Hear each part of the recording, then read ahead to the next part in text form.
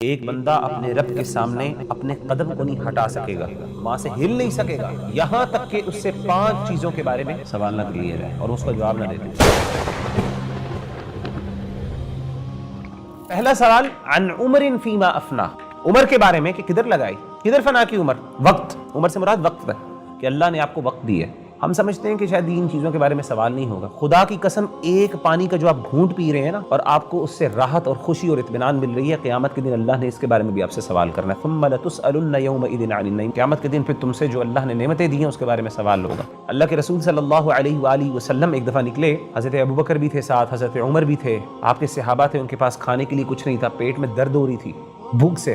آپ ایک صحابی کے پاس گئے، وہاں پہ جا کے صحابی نے آپ صلی اللہ علیہ وآلہ وسلم کو پیش کیا، کچھ کھجوریں پیش کی، ساتھ پانی پیش کیا آپ کو۔ حضرت عمر بن خطاب کہتے ہیں کہ ہم نے وہ جو پانی پیا تو آپ صلی اللہ علیہ وآلہ وسلم نے فرمایا کہ قیامت کے دن یہ تم جو پانی پی رہے ہو، قیامت کے دن اس پانی کے بارے میں تم سے سوال ہوگا۔ تو حضرت عمر بن خطاب تھے، کہتے ہیں اس کے بارے میں بھی سوال ہوگا۔ تو اللہ کے رسول نے کہا اس کے بارے میں بھی سوال ہوگا۔ ثم لتسألن یومئذ عن النعیم، پھر آپ نے یہ آیت پڑھی۔ وقت اور عمر جو ہمیں اللہ نے دی ہے، کئی لوگوں کو عمر نہیں ملی، اگر آپ کو اللہ نے مہلت دی ہے، آپ پر اللہ کا زیادہ احسان ہے۔ اگر اللہ نے آپ کو 50 سال کی زندگی دی ہے اس کی نسبت جس کو اللہ نے 30 سال کی زندگی دی ہے، آپ کے پاس 20 سال زیادہ تھے، آپ اس سے بہت آگے جا سکتے تھے، محنت کر کے، اللہ کو راضی کر کے، ایسے اعمال کر کے جو اس سے بہت بہتر تھے۔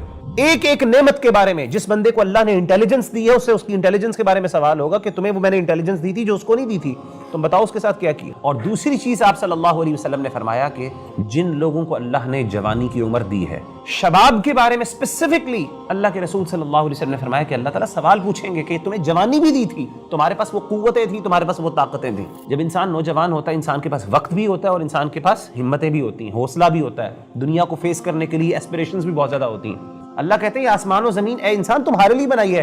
انسان کو کس کے لیے بنایا اللہ نے؟ اپنے لیے۔ تمام مخلوقات کو اللہ نے کس کے لیے میسر کر دیا؟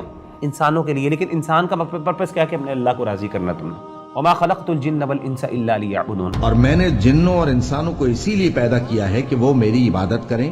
آپ سے آپ کے انٹلیکٹ کے بارے میں سوال ہوگا، آپ کو اگر اللہ نے کچھ اسپیشل ریسورسز دیے ہیں ان کے بارے میں سوال ہوگا، جو دوسروں کو نہیں دیے، ایک ایک چیز کے بارے میں سوال ہوگا۔ آپ صلی اللہ علیہ وسلم نے فرمایا کہ مال کے بارے میں سوال ہوگا، اور مال کے بارے میں 2 سوال ہوں گے جناب، من این اکتسبہ وفیما انفقہ، کہاں سے لیا اور کہاں پہ خرچ کیا، اور 5واں سوال وعن علم فیما عمل، وہ علم کے بارے میں سوال ہوگا کہ اس پہ عمل کتنا کیا۔ جہاں پہ اللہ تعالیٰ اہل علم کو ویلیو اور آنر کرتے ہیں وہاں پہ ان کی پکڑ بھی سخت ہے بھائی۔